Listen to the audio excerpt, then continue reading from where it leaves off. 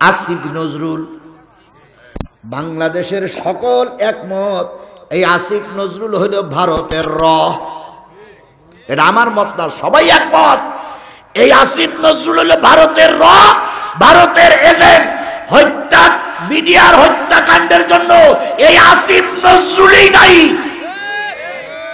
এই জন্য বিডিআর হত্যাকাণ্ড নিয়ে টালবাটাল হচ্ছে। আমরা ডাক্তার মোহাম্মদ ইউনূসকে জয়পুরহাটের থেকে সংবাদ দিতে চাই, অনতি বিলম্বে আসিফ নজরুলকে ক্ষমতার থেকে নামায়ে দেন। কোনো বিয়াদব যারা বিডিআর হত্যার বিচার নিয়ে টালবাহানা করে, আমরা তাদেরকে উপদেষ্টা হিসেবে দেখতে চাই না। আমার সঙ্গে আপনারা সবাইকে একমত? আল্লাহ জাতির এই ক্রান্তিকালে জাতিকে সুস্থ পথ নিয়ে চলার তৌফিক দান করুক। ভারত ছলে বলে কলে কৌশলে আমাদের দেশটারে অশান্তির দিকে ঠেলে দিতে যাচ্ছে। কথা বলেন, কথা বলেন, কথা বলেন। সুতরাং আমরা সবাই বিএনপি, জামাত, তারপরে হেফাজত, সবাই আমরা কোরআনের পক্ষের লোক। কথা বলেন, আমরা কোরআনের পক্ষের লোক নই? অবশ্যই আমরা কোরআনের পক্ষের লোক। মৃত্যুর আগ পর্যন্ত কোরআনের পক্ষেই থাকবো ইনশাআল্লাহ।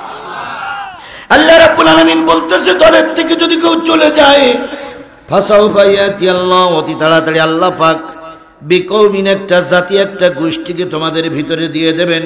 ইউহিব্বুহুম ওয়া ইউহিব্বুনাহু, তারা তোমাদের ভালোবাসবে আর তোমরাও তাদের ভালোবাসবে।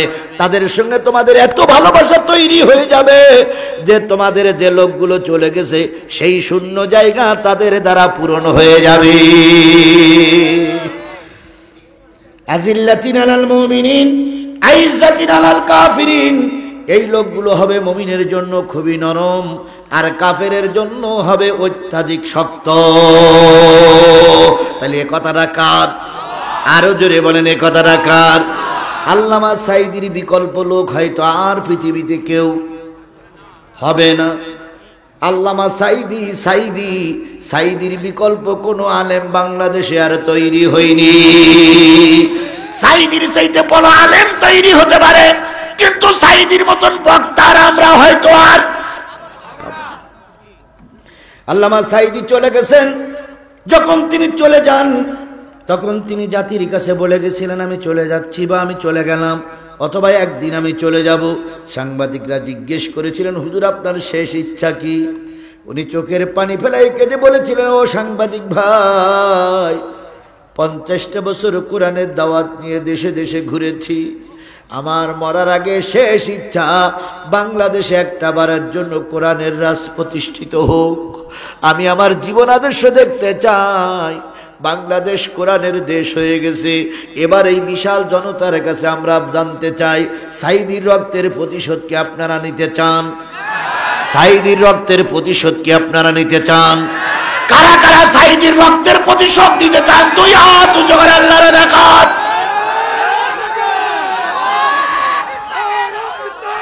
হাত নামান। এখন সাঈদীর প্রতিশোধ নেওয়ার জন্য কালকে থেকে তরবারিতে ধার দিয়ে রাস্তায় ঘুরে ঘুরে বেড়াইতে হবে না, না, এর শিক্ষা কখনোই ইসলাম দেয়নি। খুনির বদলে খুন করবেন, এটা ইসলাম বলে না। আপনাকে হত্যা করেছে বলে আপনি তাকে হত্যা করবেন, এটা ইসলাম বলে না। বাবরি মসজিদ ভেঙে দিলে বলে বাংলাদেশে মন্দির ভাঙবেন, এটা ইসলাম সমর্থন করে না। ইসকনের নেতা নাম কি? চিন্ময় দাস। একজন উকিল মেরেছে বলে সব হিন্দু মেরে ফেলবেন, এটা কি ইসলাম শিক্ষা দেয়? না। আল্লামা সাঈদীর মেরেছে বলে ওদেরকে কোপাই মারবেন, এটা ইসলামের শিক্ষা নয়। তাহলে প্রতিশোধ নেবেন কি করে? তার স্বপ্ন ছিল কোরআনের আইন প্রতিষ্ঠা হোক। আমরা সেই স্বপ্নটা বাস্তবায়ন করে জাতীয় সংসদে কোরআন ঢুকাই দিয়ে ওখানেই তার জন্য দোয়া করব। ও সাঈদী, তুমি কবর থেকে তাকায়ে দেখো, তোমার ভালোবাসার মানুষগুলো জাতীয় সংসদে কোরআন পাঠিয়ে দিয়েছে। সেদিন হবে আল্লামা সাঈদীর রক্তের প্রতিশোধ। তাহলে রক্তের প্রতিশোধ দেবেন বলে যারা হাত উত্তোলন করেছেন, তারা আজকের থেকে শপথ নিয়ে থাকবেন কিসের পক্ষে? এই মুসলমান কথা বলবেন বাঘের বাচ্চার মতন। কিসের পক্ষে থাকতে হবে? তাহলে আল্লামা সাঈদীর রওদার সঙ্গে আমাদের রওদা ঠিক থাকবে। আর যদি আমরা শুধু হাত তুলি, চোখের পানি ফেলি, আর যদি বামপন্থী রামপন্থীদের পক্ষে থাকি, নিঃসন্দেহে আমরা সাঈদীরে ভালোবাসি, মুখে মুখে, অন্তর দিয়ে ভালোবাসি না। আল্লাহ রাব্বুল আলামিন বলতেছে, তাই দল বা সংগঠন থেকে যদি বেরিয়ে যায় চিন্তার কোনো কারণ নেই, আমি ওখানে ফিট করে দেবো আর এক দল।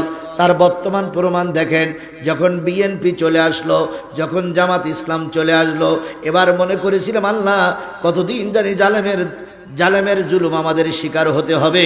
আল্লাহ বললেন, না না না, আমি কোরআনে সূরা মায়েদার ভিতরে ওয়াদা করেছি, তোমরা যখন পারবা না ময়দান ছেড়ে দিলে ওই জায়গায় আমার দল আমি ফিট করে দেব। যে ছাত্ররা ময়দানে নামলো, মনে করেছিলাম বুঝি হবে না, আল্লাহর বক্তব্য না, ও জায়গায় আমার দল নামবে, তাই নেমেছে না। আরে বাবা, ক্লাস 3-র এক মেয়ে পুলিশের এসে গুলি করতে, পুলিশের এসে বক্সিং দিয়ে স্যার বলতে, আমার ভাই মারলি কেন, এই আমার ভাই মারলি কেন, এই আমার ভাই মারলি কেন। পুলিশ বারবার ওর ঠেকাচ্ছে, মা তুমি বাড়ি যাও। কয় না, আমার ভাই গুলি খেয়েছে, আমাকেও গুলি করো। আমার আবু সাইদ গুলি খেয়েছে, চালাও গুলি। এই যে ক্লাস 3 পড়া মেয়ের ভিতরে এই যে ইমানি জজবা কে তৈরি করে দিয়েছে? আল্লাহ তাই বলতেছে, কিছু লোক মারা গেছে, কিছু লোক শহীদ হয়েছে, কিছু লোক জায়গা ছেড়ে দিয়েছে, কিছু লোক হোপলেস খেয়ে ফিরে এসেছে। ভুল বুঝো না, ও জায়গায় এমন একটা জাতি ফিট করে দেব যাদেরকে তোমরাও চেনো না, তারাও তোমাদের চেনে না, তোমাদের তারা ভালোবাসবে আর আল্লাহকে তারা ভালোবাসবে। ইউজাহিদুনা ফি সাবিলিল্লাহ, তারা আল্লাহর পথে সংগ্রাম করবে। ওয়ালা ইয়াখাফুনা লাওমাতা লাইমিন, পরনিন্দুকের পরনিন্দার ভয় তাদের দিলে থাকবে না। আওয়ামী লীগের লোকেরা জোর গলায় বলতে পারে আমরা বাংলাদেশ আওয়ামী লীগের লোক, বিএনপির লোকেরা বলতে পারে আমরা জাতীয়তাবাদী দলের লোক, জাতীয় পার্টির লোকেরা বলে আমরা এরশাদের লোক। বাংলাদেশ জামাত ইসলামী ছাত্র শিবিরের ছেলেরা কেন বুক ফুলিয়ে রাজপথে বলতে পারো না আমরা বাংলাদেশ জামাত ইসলামের লোক? শিবিরের ছেলেরা বুক ফুলিয়ে বলবা তোমরা বাংলাদেশ ইসলামী ছাত্র শিবিরের যুবক, কারণ তোমরা মল্লি আল্লাহর জান্নাতে আর বাঁচলে গাজী। তাহলে আমরা বুক ফুলিয়ে কেন বলতে পারবো না আমরা জামাত শিবিরের লোক? হয়তো কিছুদিন বলা যায়নি জালেমদের জুলুমির করার কারণে, এখন সেই পরিবেশ আছে না গেছে? এই পোস্টারে বাংলাদেশ জামাত ইসলামী জয়পুরহাট জেলার সেক্রেটারি মঞ্চে কথা বলবে, এই রকম পোস্টারে লেখার মতন পরিবেশ ছিল? মঞ্চে ওটা তো দূরের কথা, লেখার মতন পরিবেশ ছিল না। যে কমিটি লিখত তার 14 গোষ্ঠী জেলখানায় যেতে হইতো। তাহলে আল্লাহ বললেন চিন্তার কোনো কারণ নেই, আজকে তোমরা নাই, কালকেই তোমরা ময়দানে আসবে। সুবহানাল্লাহ, সুবহানাল্লাহ, সুবহানাল্লাহ। আল্লাহ নবী মক্কায় ধর্মের কাজ করছে, মদিনায় আল্লাহ পাক নেতা তৈরি করছে। মদিনার একজন নেতা ছিল, তার নাম হলো জালবিব, ইহুদি নেতা। তার একটা ছেলে ছিল, তার নাম হলো হুবহাব। একটাই মাত্র ছেলে, নাম কি? জাতিতে ইহুদি, জাতিতে খ্রিস্টান, জাতিতে ইহুদি, জাতিতে খ্রিস্টান। কিন্তু ওই ছেলেটার বাবার সঙ্গে বিরাট সম্পর্ক। ওই জালবিব ছিলেন একটা অঙ্গরাজ্যের প্রেসিডেন্ট, তার ছিল একটা সন্তান। এই সন্তানটারে নিয়ে বাবা প্রতিদিন লাইব্রেরিতে যায়, লাইব্রেরিতে যেয়ে বিভিন্ন ধরনের বই পুস্তক পড়ে। কিন্তু উপরের 19 নম্বর তাকের ভিতরে একটা বড় কৌটা আছে, এই কৌটাটা সুন্দর করে বেঁধে রেখেছে। ওই কৌটার ভিতরে একটা কি যেন আছে, এইটা বাবা কখনো ছেলেরে দেখায় না। আমার আলোচনার বিষয় হলো কাজ করব, এখানে লোক তৈরি হবে মদিনায়। ওই যে ভারতের এক নায়ক আছে, মারবো এখানে, লাশ পড়বে শ্মশানে, আছে না? কেনা কেনা সে কেনা এই ওটা আমি মুখস্থ আছে আপনাদের খুব ভালো, মারবো এখানে, লাশ মারবো শ্মশানে। কালেমার দাওয়াত চলছে মক্কায়, লোক তৈরি হবে কোথায়? মদিনায়। এর নাম আল্লাহর ইসলাম। ছোট্ট বালক ডাক দিয়ে বলে, আব্বু তুমি বিরাট লিডার, তাওরাত কিতাব পড়াও, জব্বুর পড়াও, ইনজিল পড়াও, ত্রিপিটক পড়াও, মহাভারত পড়াও, কিন্তু 19 নম্বর তাকে কার নামটা আছে দেখাও না কেন? বাবা বললেন, ও আমার প্রিয় পুত্র জাহুভাব, ওই 19 নম্বর তাকে একজন মহামানব, মহানবীর নাম পরিচয় লেখা আছে। বাজান তো ওখানে কেন? উনি ওখানে কেন করেন? উনি খুব সম্মানিত ব্যক্তি, উনি শেষ জামানার নবী, তো ওখানে রেখেছো কেন? কয় ওই নবীর ধর্ম যখন প্রচার হবে তখন আমাদের অস্তিত্ব থাকবে না। আমি লিখো জানতো, যদি আল্লামা সাঈদী বেঁচে থাকে আগামী নির্বাচনে লাগবে না, আল্লামা সাঈদী হবে ওদের পর পরেই এমপি, ওদের পর পরেই দেশের প্রধানমন্ত্রী। বিএনপির লোক যারা আছেন, জাতীয় পার্টির লোক আছেন, যারা জামাতের লোক আছেন, বলুন তো, যদি আল্লামা সাঈদী এখন বেঁচে থাকতেন আর যদি নির্বাচন হতো, ওই নির্বাচনের পরে আল্লামা সাঈদী হতো দেশের প্রধানমন্ত্রী, কথাটা সঠিক না বেঠিক? জোরে বলেন সঠিক না বেঠিক? এটা ওই আমরা আর কেউ না বুঝলি ইবলিসের ইবলিস, শয়তানের শয়তান, জালেমের জালেম, ফেরাউনির ফেরাউন ওই ভারতের মুদি বুঝেছিল। তাই ভারতের মুদিকে কি বলে সন্তুষ্ট করার জন্য আল্লামা সাঈদীকে মেরে দেওয়া হয়েছে। আল্লামা সাঈদী যুদ্ধ অপরাধী ছিল না। ডাক দিয়ে বলে, বাজান 19 নম্বর তাকে, লোকটি ভালো না খারাপ? কয় বাজান ভালো হোক আর খারাপ হোক ওটা পরের কথা, কিন্তু লোকটারে যদি মেরে দিতে পারো ইসলাম কখনো মাথা উঁচু করে দাঁড়াতে পারবে না। তাই তুমি যখন একটু বড় হবে ওই কৌটাটা পারবে, কৌটার ভিতরে নাম পরিচয় লেখা আছে, তাকে খুঁজে বের করবে, যেখানেই পাবে সেখানেই হত্যা করবে। ইহুদিরা চিরকাল ইসলাম ধর্ম নিয়ে টিকে থাকবে, ইসলাম কখনো মাথা উঁচু করে দাঁড়াতে পারবে না। ছোট বাচ্চাদের যেটা নিষেধ করা হয় সেইটা করার জন্য বেশি ব্যস্ত হয়। এরা হলো ছোট বাচ্চাদের কি ধর্ম।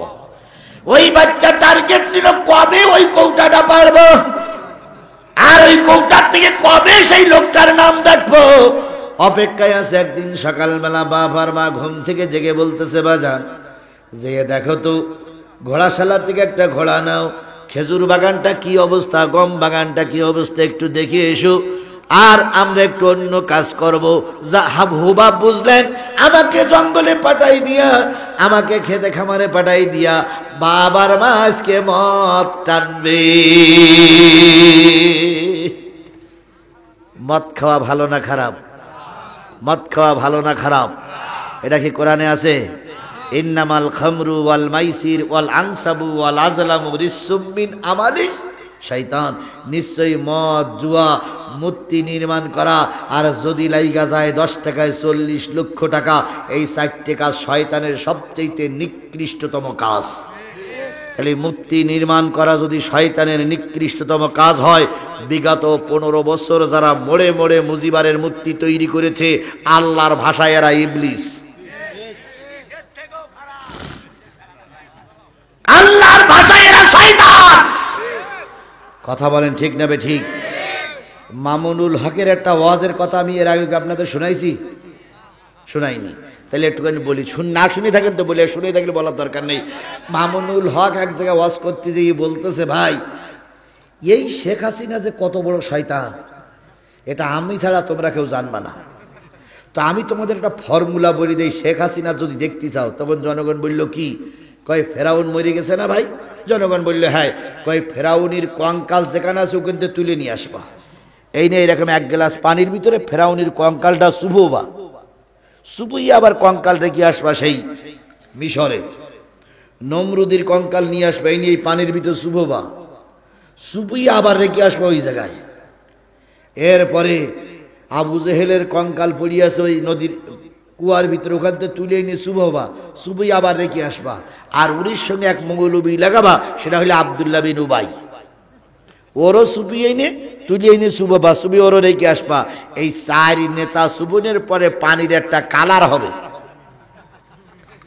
এই কালারওয়ালা পানি বাংলাদেশের কোনো মেয়ে লোকের খাওয়াতেই হবে। খাওয়ানোর পরে ওই মেয়ে লোকের পেটের থেকে যদি কোনো মেয়ে লোক জন্ম নেয় সেটাই হবে শেখ হাসিনা।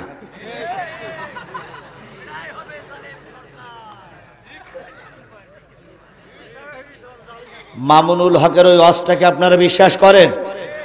বিশ্বাস করেন? আমিও বিশ্বাস করি ভাই। যদি এই কথা শোনার পরে কোনো আওয়ামী লীগের লোক আমার নামে মামলা দেন, তাহলে আমার নামে দেবেন না, ওই মামুনুল হকের নামে দেবেন। কারণ এই অস্ত্র ওই মামুনুল হকের আজ আমি রিলে করলাম, আমার অস্ত্র না। বুঝাতে পেরেছি? বুঝাতে পেরেছি? আমার ভাইয়েরা, মূর্তি নির্মাণ করা যদি শয়তানের কাজ হয়, মরে মরে মূর্তি ছিল না ছিল না? সেই মূর্তিগুলো কি এখন আছে? ঢাকার প্রতিটা মনে মনে লেখা আছে জাতির পিতা ইব্রাহিম, শেখ মুজিব ঘোড়ার ডিম। আপনারাও কি একমত? তাহলে একটু স্লোগান জোরে দেন, জাতির পিতা ইব্রাহিম। এই জোরে জোরে, জাতির পিতা ইব্রাহিম, এই জাতির পিতা ইব্রাহিম। বাস, জাতির পিতা ইব্রাহিম, শেখ মুজিব ঘোড়ার ডিম। শেখ মুজিবকে শুধুমাত্র আওয়ামী লীগ ছাড়া আর জাতির পিতা কেউ মানে না। কথা বলেন? বিএনপি ওয়ালারা কখনো বলেছে যে জাতির পিতা মুজিবার? জাতীয় পার্টি ওয়ালারা বলেছে জাতির পিতা মুজিবার? বাংলাদেশ জামাত ইসলাম তো বলার প্রশ্নই ওঠে না। এখন জুয়া খেলা মূর্তি নির্মাণ করা শয়তানের কাজ। মার বাবা কি খাবে? মদ খাবে। এবার চলে গেলেন হুবহাব জঙ্গলের ভিতরে জায়গা জমি দেখার জন্য। কিছুক্ষণ পরে ফিরে এসে দেখে মার বাবা সিট হয়ে পড়ে আছে, একজনের ঠ্যাং আর একজনের উপরে। কি টেনেছে? মদ খেয়ে বউরে জড়াই ধরে কয়, আম্মা কেমন আছেন আম্মা? কয় পোড়া কপাইলি এবার খেয়েছে বোধহয়। এখন আবার মদ কেউ বলে না, এখন বলে ডাল ডাল ডাল ডাল। আর আমাদের দেশের কিছু মৌলবীরা আছে গাজায় টান মারে, মদিনায় যাব কেমনে, মদিনায় যাব কেমনে। এই গাজাখোর, তুই মদিনায় যাবি কেন? তুই পাইখানা খা, তুই মদিনায় যাবি কেন? তুই গাজাখোরের বাচ্চা, তুই মদিনায় যাবি কেন? এরা কিছু মদিনায় যাবার নামে গাজা টানে, এরকম লোক আমার সমাজে আছে না নাই? জোরে বলেন, আছে না নাই? আমার ভাইয়েরা, সময় কুলোই কিনা? আমার ভাইয়েরা, যে জিনিসটা বুঝাতে চাচ্ছিলাম সেটা হলো, ছেলে হুবহাব জঙ্গল থেকে ফিরে এসে দেখে বাবার মা কি টেনেছে? মদ টেনেছে। ছেলে হুবহাব চিন্তা করলো এই তো সুযোগ, এই সুযোগে 19 নম্বর তাকের ভিতর থেকে কৌটাটা পড়ে দেখতে হবে ওই কৌটার ভিতরে কার নাম ঠিকানা লেখা আছে। যে কাটা হুল সে হুল হইয়েই বেরোয়। বিএনপির কয়েকজন নেতারে ফাঁসি দেওয়া হয়েছিল, তার ভিতরে একজন ছিল সাকা চৌধুরী, সালাউদ্দিন কাদের চৌধুরী। তাকে যুদ্ধ অপরাধের মামলায় ফাঁসি ঝুলানো হলো। তার শ্রেণী 100 নারায়ে তাকবীর বলেছিল। আমাদের দেশের একটা রাজনৈতিক দল এটা বলেছিল আমরা নারায়ে তাকবীরের পক্ষে নয়।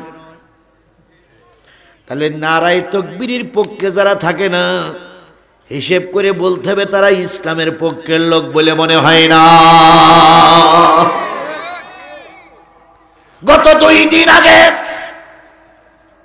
কোন একটা সমাবেশে এক রাজনৈতিক দলের নেতা আসলেন, নেতা বক্তৃতা করবেন, তার আগে কিছু ছেলেরা তাকবীর দিল, নারায়ে তাকবীর। আমরা সবাই নবীর সেনা, ভয় করি না বুলেট বোমা, নেতা তখন দাঁড়িয়ে বলেন, এই তুই কি স্লোগান দিলি, এই তুই কি স্লোগান দিলি, এই তুই কি স্লোগান দিলি, তোর নবীরে জেলে ঢুকিয়ে দেবো, তোর নবীরে জেলে ঢুকিয়ে দেবো। তাহলে নবীরে যারা জেলে ঢুকাতে চায় সেই রাজনৈতিক নেতাদের কাছে আমরা স্পষ্ট করে বার্তা জানতে চাই, আপনারা নবীর দলের লোক না নবী বিরোধী? কে কত বড় দল ওটা আমরা দেখতে চাই না। যারা নবীরে জেলে ঢুকাইতে চাইছে মুসলমান তাদের সঙ্গে সম্পর্ক রেখে চলতে পারে না। কথা বলেন, কথা বলেন, কথা বলেন। আমি আমার জীবনের চাইতে নবীকে বেশি ভালোবাসি, আমি আমার স্ত্রীর চাইতে নবীকে বেশি ভালোবাসি, আমি আমার গর্ভধারিণী মায়ের চাইতে নবীকে বেশি ভালোবাসি। কথা বলেন ঠিক না ঠিক? সুতরাং আপনাদের কাছে স্পষ্ট একটা বার্তা আমরা জানতে চাই, আপনারা নবীকে জেলে ঢুকাইতে চাইছেন, আসলে আপনারা নবীর পক্ষে না বিপক্ষে? যদি বিপক্ষে হন স্পষ্ট করে বলেন আমরা নবীর বিপক্ষে। আর যদি পক্ষে হন তাহলে এই কথাটা যে নেতা বলেছে সে নেতাকে অবশ্যই নিঃশর্তভাবে জাতির কাছে ক্ষমা চাইতে হবে, নতুবা ওই নেতাদের পক্ষ অবলম্বন করতে আমরা পারি না। কথা ঠিক না বে ঠিক? আল্লাহ আমাদের কবুল করুক। হুবা 19 নম্বর তাকের ভিতর থেকে কৌটাটা পেড়ে কৌটাটার মুখ খুললো, খুব কষ্ট করে খুলে দেখে ওই কৌটার ভিতর থেকে একটা সাদা কাগজ বেরিয়ে আসলো। ওই কাগজে লেখা আছে লা ইলাহা ইল্লাল্লাহ মুহাম্মাদুর রাসূলুল্লাহ। যখন কাগজটা কৌটার ভিতর থেকে বের করে আনলো, নবী তখন মক্কায় না মদিনায়? মক্কায়। কাগজ বের করা হচ্ছে কোথায়? মদিনায়। মদিনার এক যুবক কালেমা পড়তেছে, নবী তখন মক্কায়। আল্লাহ পাক বললেন, চিন্তা করো না, মন খারাপ করো না, তুমি এখানে বসে আছো, তোমার লোক মদিনায় তৈরি হচ্ছে। যদি তোমার দল থেকে কেউ বেরিয়ে যায় চিন্তা করো না, তুমি আছো মক্কায়, মদিনায় লোক আমি আল্লাহ তৈরি করে দেব। আরেকটা কাগজ বের করা হলো, সেই কাগজে নবীজির বংশ পরিচয় লেখা আছে। আরেকটা কাগজ বের করা হলো, সেই কাগজে লেখা আছে আল্লাহর নবী দিন প্রচারের জন্য একদিন মদিনায় চলে আসবে। ওই বালক হুবাব কাগজটা বুকের ভিতরে জড়ে একটু চুমা দিয়ে বলতেছে, আল্লাহ এই তো সেই মদিনা, যদি নবীজি মদিনায় এসে থাকে নবীর সঙ্গে সাক্ষাৎ না করাই আমারে কবরে দিও না। হঠাৎ করে মার মদের অ্যাকশন নষ্ট হয়ে গেছে। মা উঠে দেখে বাপও বেহুশ, ছেলেও বেহুশ। মা কানের কাছে যেই বলতেছে, বাজান তোরে মদ খাওয়াবো না বলে পাঠাই দিলাম বাগানে, আর তুই এসব মদ খালি। ছেলে তখন মারে জড়াই ধরে বলতেছে, আম্মু তুমি আর আমার বাবা পাগল হইছো মদে, আর আমি পাগল হয়েছি নবীর প্রেমে। লা ইউমিনু আহাদুকুম হাত্তা কুনা হাব্বা ইলাইহি মিন ওয়ালিদিহি ওয়া ওয়ালাদিহি ওয়ান নাসি আজমাইন। ততক্ষণ পর্যন্ত কেউ মুমিন হতে পারবে না যতক্ষণ পিতামাতা, ভাই বোন, আত্মীয় স্বজন, পাড়া প্রতিবেশী, নেতা নেত্রীর চাইতে আল্লাহর নবীরে বেশি ভালোবাসা না যাবে। তাহলে ছেলেটা পাগল হইছে নবীর প্রেমে, আর বাপ আর মা পাগল হইছে কি খেয়ে? মদ খেয়ে। দুইজনের কালচার কি এক? ভাই তুমি টুপি মাথায় দিয়েছ ভোট দেওয়ার জন্য, আর আমি টুপি মাথায় দিচ্ছি আল্লাহর রাসূলের সন্তুষ্টির জন্য। ওরে বাপ রে বাপ, নির্বাচনের সময় টুপি মাথায় দেওয়া দেখলি মনে হইতে এরা জিবরাইলি ছোট ভাই। আর সালামের জোর কি? সালাম আলাইকুম, সালাম আলাইকুম, সালাম আলাইকুম, সালাম আলাইকুম, সালাম আলাইকুম, সালাম। নির্বাচনের সময় যে পরিমাণ সালাম দিয়েছে ওই পরিমাণ সালাম যদি এখন দিত তাহলে ওর ভোটে দাঁড়ানো লোক না, বিনা ভোটে পাশ করি, বিনা দাঁড়ানি পাশ হয়ে যেত। কথা বলেন ঠিক না বেঠিক? কিন্তু এখন আবার ওই নেতারা যদি ক্ষমতায় যায় তাহলে ভোট এবার আপনি যাবেন, আপনি গিলে বলবে তোমার চেনা চেনা মনে হচ্ছে, তোমার বাড়ি কোথায়? স্যার আমার বাড়ি উলি। না তো উলিপুরে তো মনে হয় না। অথচ হাত গোবরাওয়ালা হাতের ভিতরে দিয়ে বলতে একটু দোয়া দোয়া দোয়া দোয়া দোয়া দোয়া করবে।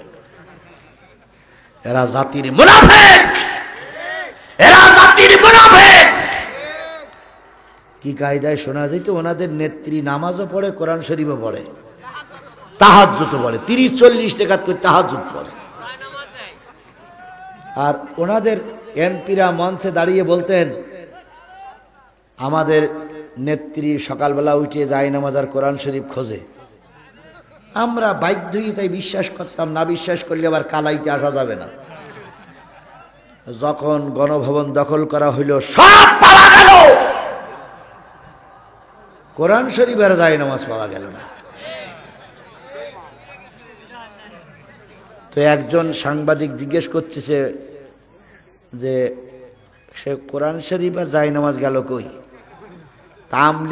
আমলিগির একজন নিলজ্জ বেহা ও তখন বলতেছে আমার নেত্রী এত যায় নামাজ আর কোরআন শরীফ প্রিয়, যাওয়ার সময় ও দুটো বগল ডাকায় করে নিয়ে চলে গেছে।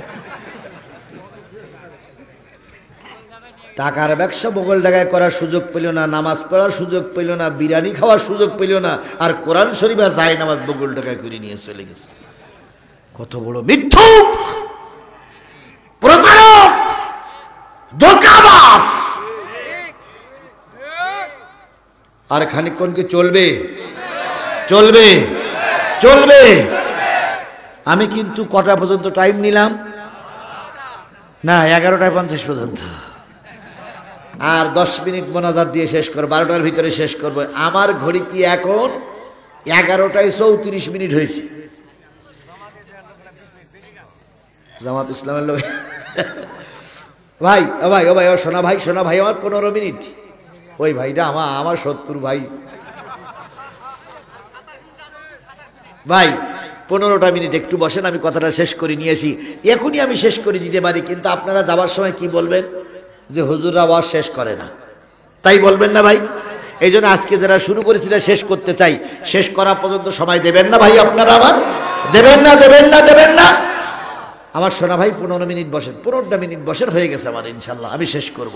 আমার ভাইরা, আমার ভাইরা, এই হুবাব মাঝি যখন বলল তুই পাগল হলি কেন, ও বললাম নবীর প্রেমে পাগল হয়েছে। বাবাকে কানে সুরসুর দিয়ে জেগে তোলা হলো। জালবিব কয় ডাকলে কেন? কয়েছে তাকাই দেখো তোমার ছেলের কি অবস্থা। জালবিব আর ওনার স্ত্রী দুইজন যে বলতেছে কি রে কি হয়েছে? কয় ওই যে 19 নম্বর তাকের থেকে কৌটা পাড়িছি, কৌটার ভিতরে নবী মোহাম্মদের পরিচয় পেয়ে গেছে। আর একটু জোরে বলবেন না সুবহানাল্লাহ? বাবা তখন বলতেছে তোর নাম ঠিকানা বলবো না, তোর দেখাবো না বলে কয় নম্বর তাকে রাখিছি, আর তুই সেইখান থেকে বের করলি। তা কি মুসলমান হয়েছিস নাকি? কাই কালেমা পড়েছি, মুসলমান হয়েছি কিনা আমি জানি না, তবে আমি জানি নবীর চাইতে ভালো মানুষ আর কেউ নেই। বাপ বলতে তারে কি দেখেছিস? কয় না, দেখা লাগবে না। কারণ নবীর চাইতে ভালো মানুষ যদি থাকতো তাহলে নবীর নামটা নিচে থাকতো আর তার নামটা উপরে থাকতো। সবার উপরে যখন নবীর নাম, তখন তুমিও বিশ্বাস করেছো নবী সর্বশ্রেষ্ঠ, আর আমিও বিশ্বাস করেছি নবী সর্বশ্রেষ্ঠ। নবীর চাইতে ভালো মানুষ আর কেউ নেই, ওই হইল ভালো লোক। বাবার হয়ে গেল রাগ, মারতে শুরু করলো, মারতে মারতে রক্তাক্ত করে ফেললো। মা চিন্তা করলো এই বিপদ থেকে বাঁচতে গেলে নেতার কাছে ছুটতে হবে, তাই তিনি নেতার কাছে ছুটে চললেন। ওনাদের নেতার নাম ছিল কাব ইবনে আশরাফ। যাই বলতেছে নেতা সর্বনাশ, বাপ বেটার লড়াই চলছে। বাপ জামাত ইসলাম, বাপ আওয়ামী লীগ, ছেলে জামাত ইসলাম। বিশাল লড়াই, একজন কোরআনের পক্ষে আর একজন কোরআনের, একজন নবীর পক্ষে আর একজন নবীর বিপক্ষে। দড়ি দাও, দড়ি দাও, দড়ি দাও। নেতা এসে দেখে মারামারি চলছে। নেতার সঙ্গে আরো দুইজন আছে বডিগার্ড, হয় ইবনে আক্তার, আবু লুবাবা। তাহলে ওরা কয়জন? 3 জন। ওর বাবা 4 জন, আর ওর মা কয়জন? 5 দলীয় জোট। তার ভিতরে 1 জন লেডিস আর 4 জন পুরুষ। এই 4 জনের 5 জন এক জায়গায় হয়ে হুবহাবকে যত সম্ভব ভর্ৎসনা করলো। বুঝাইল। এক জায়গায় একজন 7 দিন করে সময় নিল, 5-7-35 দিন পর এক জায়গায় হয়ে বলতেছে 7-35 দিন ধরে বুঝালাম, এখন তুই বলতো তুই নবীর দলের লোক না বিপক্ষের লোক। ভাব তখন দাঁড়িয়ে বাঘের বাচ্চার মতন বলতেছে, আব্বু 35 দিন আগে জানতাম নবী সাধারণ লোক, 35 দিন পরে জেনেছি নবী পৃথিবীর সর্বশ্রেষ্ঠ লোক।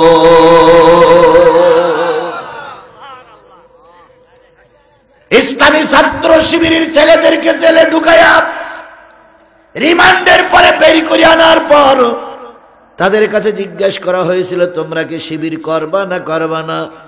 ওরা বলেছিল, আমরা শিবির আগেতে ছিলাম, এখনো আছি, আর এই রিমান্ড যখন জেলখাটা যখন শেষ হয়ে গেল আর আমরা শিবির থেকে বাইরে যাব না। তাহলে বোঝা গেল যত অত্যাচার করা হয় ইমানদারদের ইমান তত বৃদ্ধি পায়। এই জয়পুরহাটে আমার আসা নিষিদ্ধ ছিল, এই জয়পুরহাটে আসা আমার নিষেধ ছিল। কারা নিষেধ করেছিল? ফেরেশতা জিবরাইল। কারা? গত সরকারেরা। গত বছর এখানে আমি মাহফিল করে গেছি, এখানেই মাহফিল করেছি, স্যারকে ধন্যবাদ জানাই। এখানেই মাহফিল করেছি, ওনার পরে অনেক টর্চারিং বা ওনার পরে অনেক নিষেধাজ্ঞা ছিল, ওই হুজুর মাহফিল করলে এই করব সেই করব। স্যার জীবনের ঝুঁকি নিয়ে মাহফিল করেছিলেন, কথা বলেন ঠিক না বেঠিক? আমি এলাকায় আসতেই পারিনি, কোন এক বাসায় খাইছি, আর এক বাসায় গাড়ি রেখেছি, আর এক বাসায় মোটরসাইকেল রেখে ওই দূরের থেকে নেমে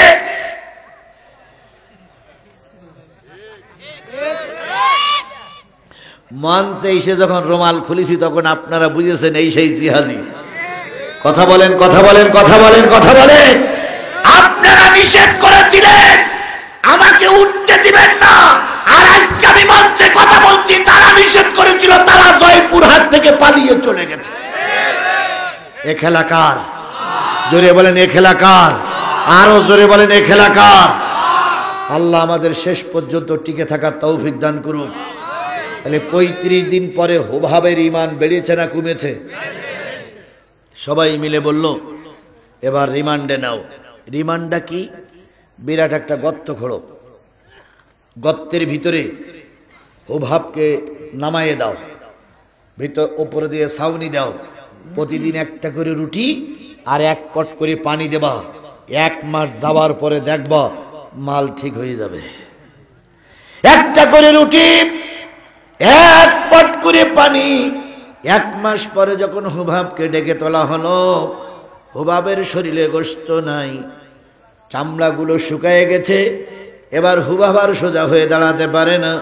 ওই 5 দলীয় জোট, একজন আছে হুনহুনা আর বাকি 4 জন আছে ইবলিস।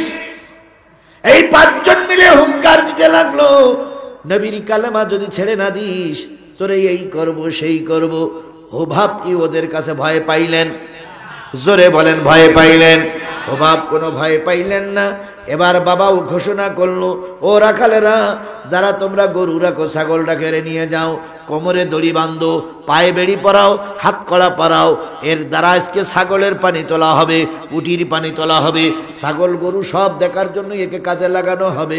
এবার একজন রাজপুত্র, একজন রাজার ছেলের এবার হাতে এবার কড়া, পায়ে বেড়ি, শুধুমাত্র নবীর পরে ঈমান আনার কারণে।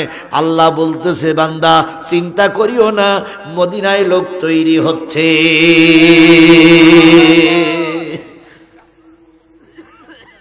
আল্লাহ নবীর এই লোক পানি তোলে, ছাগলের খাওয়ায়। হঠাৎ করে একদিন দেখা গেল উত্তর গগনে কালো মেঘ জমেছে। কালো মেঘ জমার কথা বললেই আল্লামা সাঈদীর কথাটা বড় মনে পড়ে। আল্লামা সাঈদী বলেছেন, উত্তর গগনে কালো মেঘ জমেছে, ঝড়ের পূর্বাভাস লক্ষ্য করছি। যদি শক্ত হাতে মোকাবেলা করতে না পারো, এমন ঝড় আসবে, যে ঝড়ে এমন অমাবস্যা আসবে, যেই অমাবস্যার রাতের সবে সাদেক অসম্ভব। হুবহাব নামক কোরআনের ওই সৈনিক দেখলেন উত্তর গগনে মেঘ জমেছে, রাখালেরা সব নিজ নিজ গন্তব্যস্থানে চলে গেল। হুবহাব নদীর কিনারায় ওই কুয়ার পাশে বসে বসে কান্দে, মালিক যে বাবা আমাকে না দেখলে থাকতে পারত না, যে মা রাতে আমাকে না নিয়ে ঘুমাতে পারত না, সেই বাপ আর আমার মা পর হয়ে গেছে শুধু কিসের পক্ষে আসার অপরাধে? আরো জোরে বলেন কিসের পক্ষে আসার অপরাধে? আরো জোরে বলেন কিসের পক্ষে আসার অপরাধে? হঠাৎ করে একজন মুরব্বী মানুষ, বয়োজ্যেষ্ঠ মানুষ কুয়ার পাশে ছুটতেছে। হুবাব ডাক দিয়ে বলে, বাজান এখনই অন্ধকার নামবে, কোথায় যাচ্ছেন আপনি? কাছে বাবা, শেষ জামানার পয়গম্বর মদিনায় এসেছে। একটু জোরে বলবেন সুবহানাল্লাহ। উনি একটা মসজিদ তৈরি করবে। কি তৈরি করবে? তা আমাদের মাথা পিছু কিছু চাঁদা ধরেছে, তাই চাঁদা আনার জন্য বাড়ি যাচ্ছি। হুবাব দাঁড়িয়ে বলে, মুরব্বী আপনি কি নবীকে দেখেছেন? মুরব্বী বলে, হয় অবশ্যই আমার নিজের চোখে দেখেছি। দেখতে কেমন? কয় বাজান, চাঁদের দিকে তাকাইলে আর নবীর দিকে তাকাইলে মনে হয় চাঁদের চাইতে নবী 1000 গুণ বেশি সুন্দর। নবী অন্ধকার ঘরের ভিতরে যদি থাকে, সেই ঘরে কোনো লাইট জ্বালানো লাগে না রে বাজার। নবীর সঙ্গে একবার যারা মেলামেশা করে তারা আর জীবনে নবীকে ভুলতে পারে না। হুবাবের হাত করা, পায়ে বেড়ি, কোমরে দড়ি পরানো হুবাব কান্দে আর বলে, আল্লাহ দয়া করে নবীর সঙ্গে আমার একটু সাক্ষাৎ করাইয়া দিও। এবার হুবাব বসে আছেন, সব রাখালেরা চলে গেল, ঝড় শুরু হলো, প্রচন্ড বজ্রপাত, প্রচন্ড বৃষ্টি আর সেই বেগে ঝড়। হুবাব একটা পাহাড়ের গায়ে হেলান দিয়ে বসে আছে। হঠাৎ করে উপরের থেকে একটা পাহাড় গড়াইতে গড়াইতে হুবাবের সামনে এসে বলতেছে, হুবাব রে, এই পাহাড়ের পরে চড়ে বয়, আমি তোরে নবীর দরবার পর্যন্ত পৌঁছায়া দেব।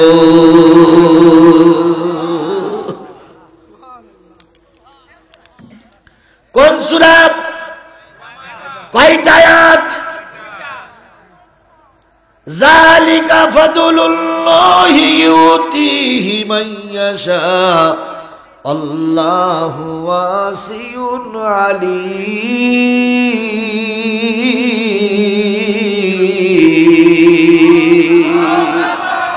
মহান আল্লাহর পক্ষ থেকে একটা বড় করুণা। এই করুণা আল্লাহ যার কাছে দেয় সেইটি এটা পেয়ে যায়। আল্লাহ আমাদের বোঝার তৌফিক দিক। আল্লাহ সবকিছু দেখেন এবং শোনেন। ভাইরা আমার, হুবাব বললেন, আমি পাহাড়ের পরে চড়ে বসলাম, পাথরের পরে চড়ে বসলাম। পাথরটা বিমানের মতন চলতে শুরু করলো। চলতে চলতে চলতে চলতে এক জায়গায় গিয়ে পাথর থেমে গেল। পাথর ইশারা করল, আপনি এখানেই থাকেন, নবীরে পেয়ে যাবেন। পাথর চলে গেল। হাত কড়া, পায়ে বেড়ি পরানো একটা রাজপুত্র, চাঁদের মতন সুন্দর একটা পুত্র সন্তান ওখানে বসে বললেন, কাজ হয়ে শুয়ে পড়েছে, সকাল হয়ে গেল। যে ঘরের বারান্দার সামনে শুয়ে আছে, ওই ঘর থেকে একজন মুরব্বী মানুষ বেরিয়ে আসলেন। এই মুরব্বী মানুষ বেরিয়ে এই হাত কড়া পায়ে পড়া যুবকটারে লক্ষ্য করে বলতেছে, রে যুবক, চেহারাটা তো খুবই সুন্দর, এখানে তুমি কোথা থেকে আসলে? তোমার হাত কড়ার পায়ে বেড়ি বা কে পরানো? আল্লাহর কসম, নবীর কসম খেয়ে বলতেছি, নাম পরিচয়টা বলো। যেই না নবীর কসম খেয়েছেন, সেই হুবাব দাঁড়িয়ে বলতেছেন, মুরব্বী আপনি কি নবীর কসম খাইলেন? নবীরে কি আপনি দেখেছেন? মুরব্বী বলতেছে, আমি সেই নবীর উম্মত, ফজরের নামাজ পড়ার জন্য নবীর দরবারে যাচ্ছি। বালক বললেন, আমাকে একটু নিয়ে যাওয়া যায় কি? মুরব্বী বললেন, আমার সঙ্গে এসো, তবে খবরদার নাম পরিচয় যদি কেউ জিজ্ঞেস করে বলবা না। যদি আমি বিপদের কোনো লক্ষণ দেখে আমি বসে পড়বো, তুমি চলতে শুরু করবা খোড়াইয়ে খোড়াইয়ে, তাহলে বোঝা গেল গোয়েন্দা বিভাগের লোক সব জায়গায় কম বেশি থাকে। কথা বলেন ঠিক না বেঠিক? আজকে আমাদের দেশের যিনি সরকার বাহাদুর এখন আছে, তার নাম কি? ডাক্তার মোহাম্মদ ইউনূসের কিছু উপদেষ্টা মন্ডলীর লোক আছে না নাই? তার ভিতরে আইন উপদেষ্টা হলেন আসিফ নজরুল। বাংলাদেশের সকল একমত, এই আসিফ নজরুল হলো ভারতের র। এটা আমার মত না, সবাই একমত। এই আসিফ নজরুল হলো ভারতের ভারতের এজেন্ট। হত্যা মিডিয়ার হত্যাকাণ্ডের জন্য এই আসিফ নজরুলই দায়ী। এই জন্য বিডিআর হত্যাকাণ্ড নিয়ে টালবাটাল হচ্ছে। আমরা ডাক্তার মোহাম্মদ ইউনূসকে জয়পুরহাটের থেকে সংবাদ দিতে চাই, অনতি বিলম্বে আসিফ নজরুলকে ক্ষমতার থেকে নামায়ে দেন। কোন বিয়াদব যারা বিডিআর হত্যার বিচার নিয়ে টালবাহানা করে আমরা তাদেরকে উপদেষ্টা হিসেবে দেখতে চাই না। আমার সঙ্গে আপনারা সবাইকে একমত? আল্লাহ জাতির এই ক্রান্তিকালে জাতিকে সুস্থ পথ নিয়ে চলার তৌফিক দান করুক। মুরব্বী চললেন, যুবক চললেন, কিছু দূর যাবার পরে ওই হুবাব বলতেছে, আমি লক্ষ্য করলাম একটা অন্ধকার ঘরের ভিতরে একটা লোক পায়চারি করতেছে। আমার বুঝতে বাকি রইল না এই লোকটাই আল্লাহর নবী। নবী বেরিয়ে আসলেন, হুবাব একটু দূরে দাঁড়িয়ে থাকলেন। নবী বেরিয়ে এসে হুবাবকে লক্ষ্য করে বলতেছে, বাজান হুবাব তুমি কেমন আছো বাজান? হুবাব এবার বলতেছি, ইয়া রাসূলুল্লাহ, আমি হলাম মদিনার মানুষ, আপনি হলেন মক্কার মানুষ। জীবনে কোনোদিন আপনার সঙ্গে আমার দেখা হয়নি, পরিচয় হয়নি। আপনি কি করে জানলেন আমার নাম হুবাব?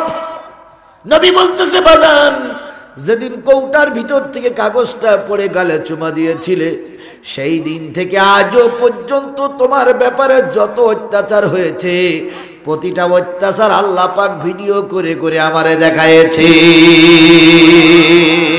আর আমি আল্লাহরে বলেছি, আল্লাহ হুবাবকে আমার সঙ্গে মোলাকাত না করাই যেন আমার মৃত্যু দিও না। তোমাকে আল্লাহ কবুল করেছে। হুবাবের বাদনের পরে নবী হাত দিলেন, বাদনগুলো খুলে গেল। হুবাবের কি বলে রিংসে, হুবাবের হাত করা পায়ে বেড়িটা খুলে গেল। হুবাবকে বুকের ভিতরে জড়াই ধরে বলতেছে, হুবাব রে তুমি আমার জান্নাতের সাথী। আমার জয়পুরহাটের মুসলমানেরা, আপনাদের সম্পর্কে আমার একটা ওসিয়াত, সেটা হলো যদি নবীর পক্ষে থাকতে যে আপনি মার খেয়ে থাকেন, কিয়ামতের দিন আমার নবী তোমারে সঙ্গে করে নিয়েই জান্নাতে যাবে। তাহলে আজকের এই বিশাল কাফেলা যাওয়ার আগে শপথ নিতে হবে, ঝড় যদি আসে আসুক, বাধা যদি আসে আসুক, মামলা যদি হয় হোক, ফাঁসিতে যদি ঝুলতে হয় চলবো, তবু কোরআন থেকে দূরে সরে। কারা কারা কোরআনের পক্ষে থাকতে রাজি আছেন? দুই হাত উঁচু করে আল্লাহরে দেখান।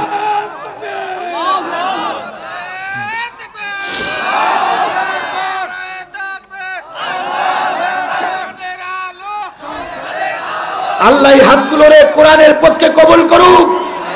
আরো জোরে বলেন আমিন, আরো জোরে আমিন। সূরা ফাতিহা ইখলাস শরীফ পড়ি সবাই, বিসমিল্লাহির রহমানির রহিম। আর কোনো টাকা দান আছে নাই ভাই? যে এই যে একটা, হ্যাঁ পড়ে শোনাবো। কত তোমার বইয়ের দাম? এত টাকা দাম? কয়টা বই? একটা 150 আর একটা 200। এত টাকা কিনবে? মাওলানা দেলোয়ার হোসেন সাইদির একটা বই এখানে আছে, তিনি লিখেছেন, নামটা হলো ইমানের অগ্নি পরীক্ষা। এই বইটার দাম হলো 150 টাকা। যদি কোনো সহৃদয়বান ব্যক্তি বইটা কিনে নেন, এর থেকে কিছু লাভবান হলে আল্লামা সাইদির পরিবার লাভবান হবে। আল্লামা সাইদির আরেকটা বই এখানে বিক্রি হচ্ছে, জান্নাত লাভের সহজ আমল, মাওলানা দেলোয়ার হোসেন সাইদির লেখা। বইটার দাম 200 টাকা। 150 টাকা দিয়ে 200 টাকা দিয়ে একটা বই বাড়ি দিয়ে কিনে রাখতে পারলে পরিবারের উপকার হবে। আল্লাহ আমাদের কেনার যাদের সমাপ্ত আছে, একটা করে বই কিনে নেওয়ার জন্য চেষ্টা করি। মোনাজাতের পরে ছেলেটা বিক্রি করবে, নেবেন। সূরা ফাতিহা পড়েন, বিসমিল্লাহির রহমানির রহিম, আলহামদুলিল্লাহি রাব্বিল আলামিন, গায়রিল মাগদুবি আলাইহিম ওয়ালাদ দাল্লিন, গায়রিল আলহামদুলিল্লাহ। এই আগামী 5ই জানুয়ারি পুনট, পুনট সরাইল গ্রামে আগামী 5ই জানুয়ারি, দিনে না রাতে? রাতে আমার মাহফিল আছে। কত তারিখ বললাম?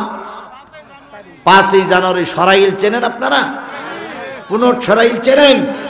ওই দিন দলে দলে লোক অংশগ্রহণ করবেন। আল্লাহ চাইলে আরেকটা বিষয়ের পরে কথা হবে। আল্লাহ সেদিন পর্যন্ত আমাদের হায়াতে তৈয়বা দান করুন।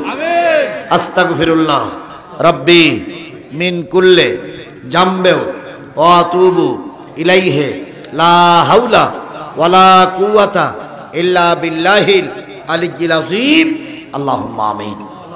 ربنا ظلمنا أنفسنا وإن لم تغفر لنا وترحمنا لنكونن من الخاسرين ربنا إننا آمنا فاغفر لنا ذنوبنا وقنا عذاب النار رب ارحمهما كما ربياني صغيرا وقل رب ارحمهما كما ربياني صغيرا মহিয়ান গরিয়ান সর্বশক্তিমান আল্লাহ, তুমি তোমার কুদরতি নয়নে তাকায়ে দেখো, দেখতে দেখতে কখন জানি রাত 12টা বেজে গেছে। আল্লাহ অল্প কয়েক মিনিট বাকি, তোমার পাগলদেরকে সঙ্গে করে নিয়ে সূরা মাইদার কয়েকটা আয়াতের পরে ভিত্তি করে দীর্ঘক্ষণ কথা বললাম।